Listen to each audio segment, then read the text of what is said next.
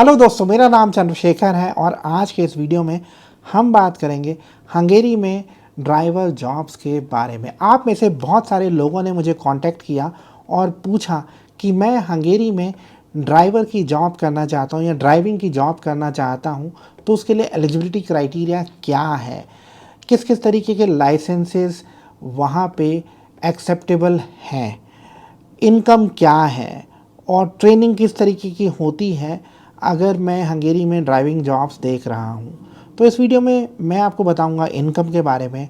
हम ये भी बताएंगे कि क्या टैक्सी ड्राइवर्स के लिए जॉब है, हम ये भी बात करेंगे कि क्या ट्रक ड्राइवर्स के लिए जॉब है, हम ये भी बात करेंगे कि बस ड्राइवर्स के लिए भी जॉब है हंगेरी में या नहीं। इससे पहले कि हम आगे बढ़े, मैं आपसे रिक्वेस्ट करूंगा कि आप हमारे यूट्यूब चैनल को सब्सक्राइब कर लीजिए, क्योंकि मेरा पर्पज़ है आपको 100% जेन्युइन इन्फॉर्मेशन देना। तो दोस्तों, आज के इस वीडियो में हम बात कर रहे हैं हंगेरी में ड्राइवर्स के लिए क्या जॉब्स हैं।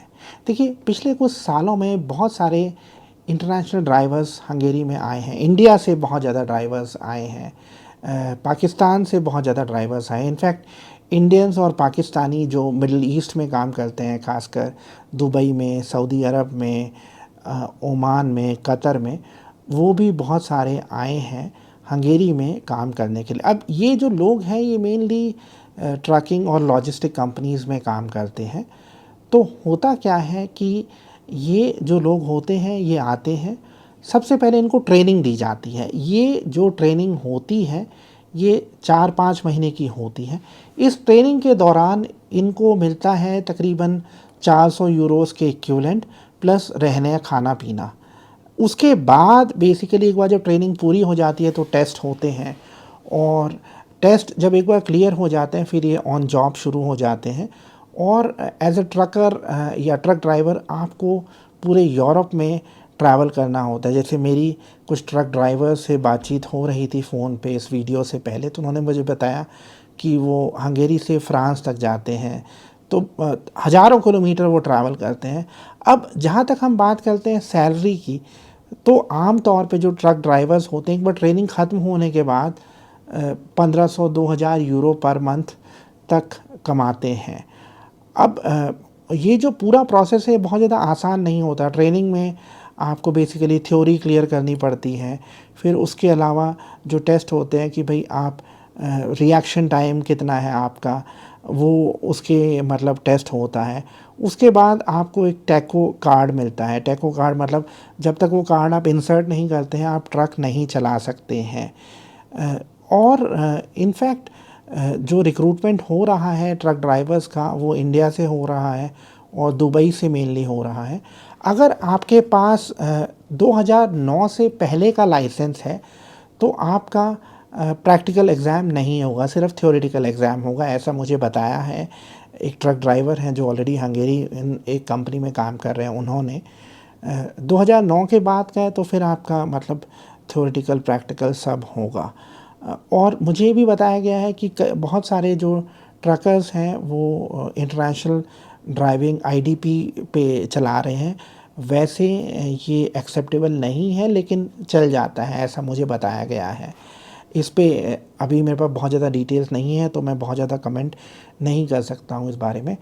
तो पहली चीज़, ट्रक ड्राइवर्स के लिए बहुत सारी अपॉर्चुनिटीज़ हैं हंगेरी में, और यूरोप में मैं कहूँगा कि आने वाले टाइम में लाखों जॉब्स क्रिएट होंगी ट्रक ड्राइवर्स के लिए।